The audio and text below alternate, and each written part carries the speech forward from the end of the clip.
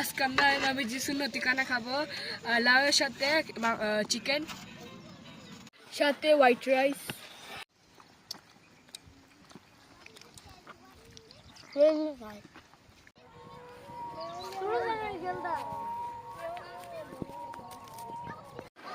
guys এখন আমাদের খানা ফিনিশ এখন আমরা এসেছি একটু ঘুরতে একটু ওয়াকিং ডাইজেশনের জন্য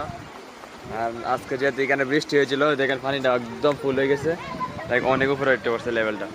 আর গভীর হয়ে গেছে এখন